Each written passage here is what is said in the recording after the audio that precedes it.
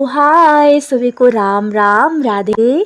आप सभी को आपके अपने YouTube चैनल जान की क्लासेस पर सभी का दिल से बहुत बहुत बहुत स्वागत है। आई होप कि आप सभी लोग बढ़िया होंगे, मस्त होंगे और अपने शीटेट की तैयारी में जमकर लगे होंगे। तो चलिए आज के सेशन की शुरुआत करते हैं, जो कि बहुत ही महत्वपूर्ण टॉपिक होने वाला है। हाँ, बस आप लोग पेशेंस बनाकर वीडियो में एंड तक बने रहिएगा, क्योंकि बहुत ही महत्वपूर्ण टॉपिक होने वाला है। हाँ, ये जितने भी टॉपिक है ना, सारे आपके PYQ आए हुए क्वेश्चन है और यहीं से क्वेश्चन बनते हैं, कहीं अदर कोई बुक और नहीं है आपकी NCERT को छोड़ के।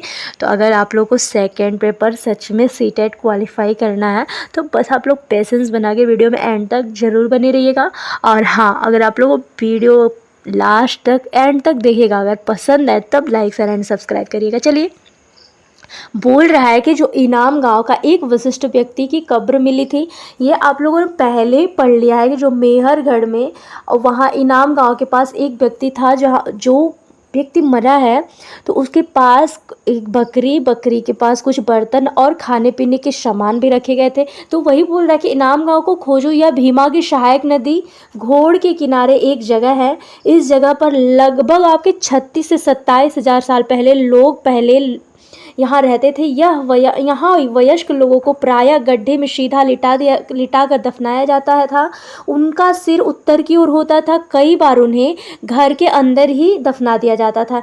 ऐसे बर्तन जिनमें शायद खाना और पानी हो दफनाए गए शव के पास रख दिए जाते थे। मतलब ये लोग बोल रहे हैं कि जो इनाम गांव है वहाँ पे जो भीमा नदी है उसकी सहायक नदी आपके घोड़ है। घोड़ के किनारे एक जगह है आपका इनाम गांव। इनाम गांव लगभग आपके 36,000 से 27,000 साल पहले वहाँ के लोग जो रहते थे, ये वयस्क लोगों को प्रायः गड्ढे में सीधा लिटाकर दफना, यहाँ पर मतलब वहाँ के जो लोग थे वहाँ जब मर जाते थे तो उनको प्रायः गड्ढे में सीधा लिटाकर दफना दिया जाता था। उनका सिर जो होता था, जब वो लोग जब मरते थे तो उनका सिर उत्तर की ओर होता था। और जो कई बार उन्हें घर के अंदर, मतलब कई बार ऐसा भी हुआ है कि उनके घर में ही अंदर दफना दिया जाता था।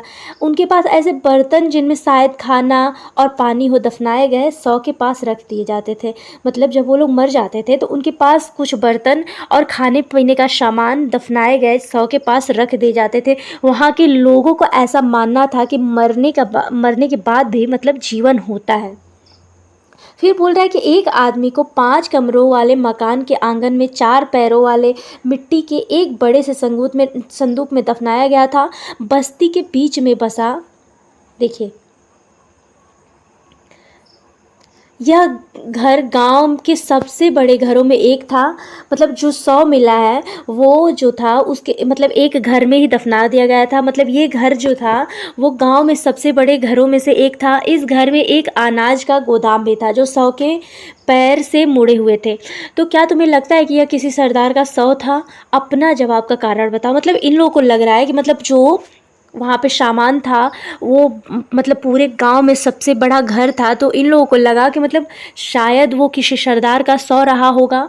फिर यहाँ पर आप लोग देखते हैं कि क्या बताते हैं हमें कंकालों का अध्ययन। देखिए, छोटे आकार के आधार पर एक बच्चे के कंकाल को आसानी से पहचाना जा सकता है, लेकिन एक बच्चे और बच्ची के कंकाल के बीच कोई फ़र्क नहीं होता है।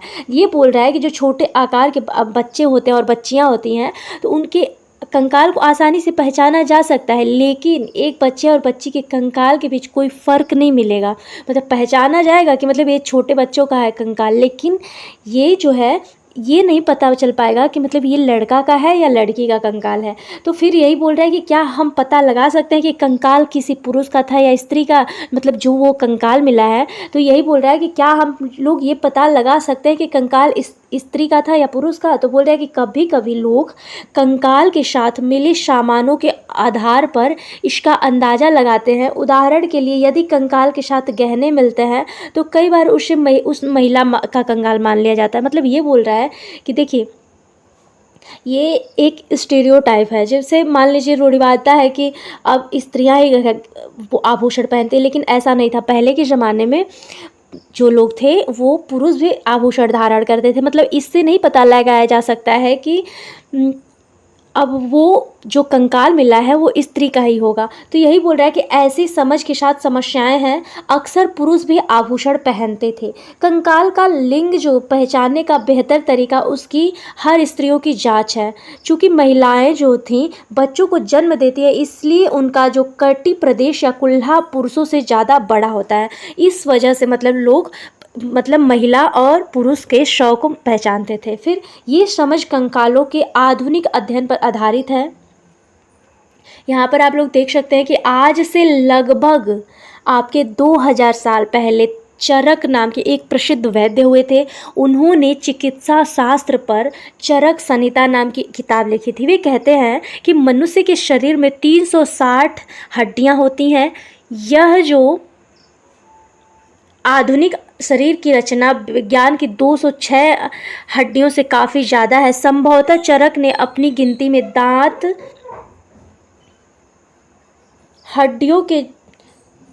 जो था हड्डियों के जोड़ और कार्टिलेज को जोड़कर यह संख्या बताई थी। जैसे जो लगभग आपके 2000 साल पहले आपके चरक नाम के एक प्रसिद्ध वैद्य हुए थे, तो वो बोल रहा है कि उन्हें चिकित्सा शास्त्र पर चरक संहिता नाम की किताब लिखी थी। वे कहते हैं कि मनुष्य के शरीर पर लगभग आपके 360 हड्डियाँ हुई थीं।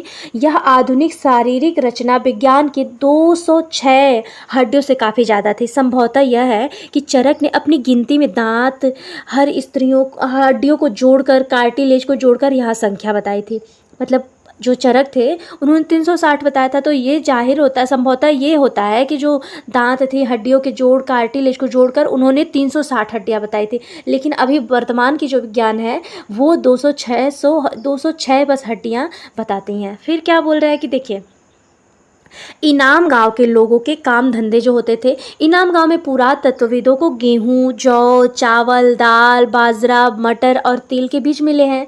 कई जानवरों की हड्डियां भी मिली हैं। कई हड्डियों पर काटने के निशान भी, इससे अंदाजा होता है कि लोग इन्हें खाते होंगे।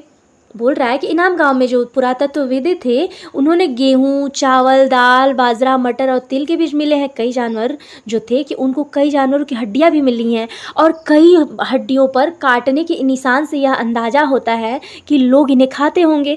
अब देखिए, मान लीजिए इनाम गांव में जो पुरातत्वविदों ने खोज किया है तो वहाँ पे गेहूँ, जौ, चावल, दाल, बाजरा, मटर और तिल का बीज मिला है। तो ये भी मतलब इन लोगों को लगता है कि जो जानवर की हड्डियाँ मिली हैं तो कई हड्डियों पर काटने का निशान होने की वजह से ये लोग अंदाज़ा लगा रहे हैं कि लोग इन्हें खाते होंगे।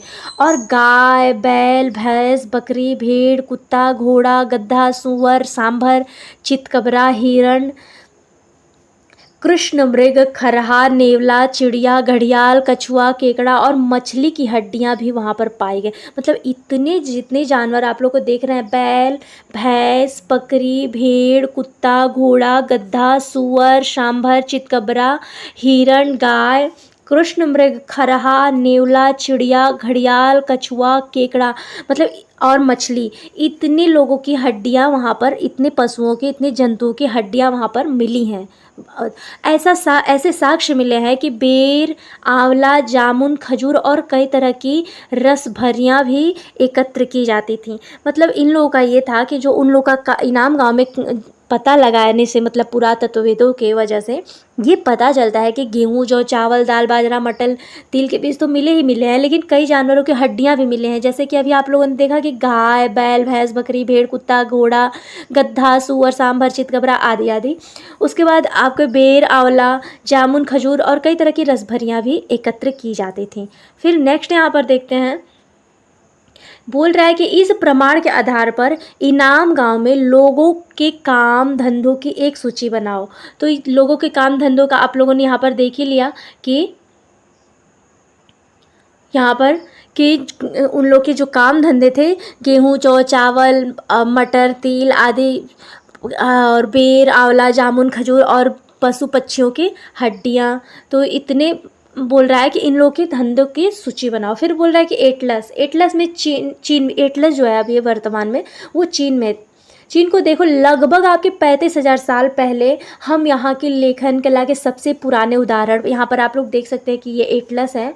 यहाँ एटलस ये दिख रहा है ना, यहाँ पे एटलस जो है कि इसे एटलस में चीन को देखो, लगभग आपके 100 साल पहले हम यहाँ की लेखन कला से सबसे पुराने उदाहरण पाते हैं। यह जानवर की हड्डियों पर लिखा गया था। इन्हें भविष्यवाणी करने वाली हड्डियाँ कहा जाता है। जो एटलस है यहाँ पर आप लोग देख सकते हैं, यहाँ पर जानवरों की हड्डियों पर लिखा गया था। ये जो लिखा सा दिख रहा है ना, यहाँ पे कुछ छोटा छोटा यहाँ पे कुछ, तो ये बोल रहा है कि यह जानवरों की हड्डियों पर लिखा गया था। इन्हें भविष्यवाणी करने वाली हड्डियाँ कहा जाता है।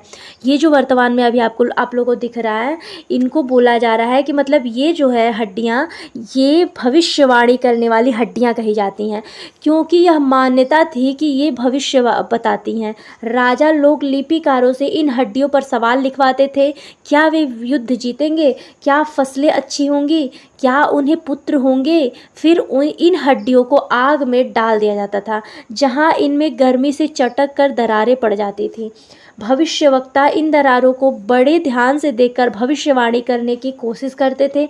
जैसा शायद तुम भी सोच रही होगी कि भविष्यवक्ता कभी कभी गलती भी करते थे। देखिए, मतलब ये लोग जो हैं, जो चीन के, तो इन लोगों का मानना था कि वहाँ के जो लोग, राजा लोग रहते थे, वहाँ के वो लिपि इस पे लिखवाते थे। उसके बाद पता लगवाते थे कि मतलब क्या वे युद्ध जीतेंगे, क्या फसलें अच्छी होंगी, क्या उन्हें पुत्र होंगे। फिर मतलब ये सब उन लोगों का मानना था कि मतलब यहाँ भविष्यवाणी होने से मतलब ये सच सच बताता है। तो फिर बोल रहे लोग कि बड़े ध्यान से देखकर भविष्यवाणी करने की कोशिश करते थे। जैसा शायद तुम भी सोच रही होगी कि ये भविष्यवक्ता कभी कभी गलती भी करते थे। यहाँ पर देखिए, बोल रहे कि ये राजा शहरों में महल बनाकर रहते थे। उन्होंने बेशुमार दौलत इकट्ठी कर रखी थी, जिनमें बड़े बड़े नक्काशी किए कांसे बर्तन शामिल थे, लेकिन वे लोहे का इस्तेमाल करना नहीं जानते थे। देखिए, जो वहाँ के राजा लोग रहते थे, वे महल बनाकर रहते थे। उन्होंने बेशुमार दौलत की इकट्ठा कर ली थी, जिनमें बड़े बड़े नक्काशी किए कांसे के बर्तन शामिल थे, लेकिन वे लोहे का इस्तेमाल करना नहीं जानते थे। मतलब ये था कि यहाँ पे जो था, यहाँ पर कांसे का बर्तन नक्काशी किया जाता था, लेकिन यहाँ पर लोहे का इस्तेमाल नहीं होता था। चलिए यहाँ पर देखिए, कल्पना करो कि लगभग तुम 3000 वर्ष पहले के इनाम गांव में रहती हो। पिछली रात सरदार की मृत्यु हो गई। आज तुम्हारे माता पिता दफन की तैयारी कर रहे हैं। यह बताते हुए सारे दृश्य का वर्णन करो कि अंतिम संस्कार के लिए कैसे भोजन तैयार किया जा रहा है। तुम्हें क्या लगता है खाने में क्या दिया जाएगा? फिर यहाँ पर आप लोग देखिए,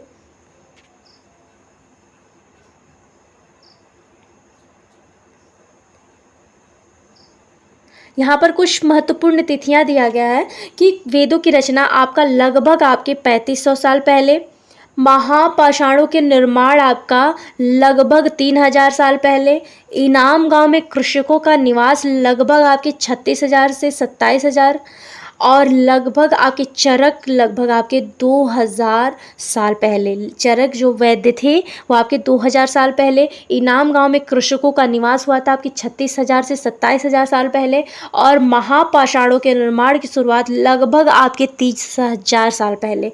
वेदों की रचना लगभग आपके 3500 साल पहले। चलिए यहाँ तक आप लोगों ने देखा। फिर यहाँ पे कुछ वर्ड दिए गए हैं उपयोगी। बोल रहा है कि वेद, प्रार्थना, भाषा, रथ, यज्ञ, राजा, दास, महापाषाण, कब्र, कंकाल, लोहा, इतने वर्ड आपके क्या कहती हैं कब्रें और किताबें, इतने उपयोगी शब्द आपके लिए थे। तो चलिए आज का सेशन यहीं पर समाप्त होता है, क्योंकि ये लेसन ख़त्म हो गया है।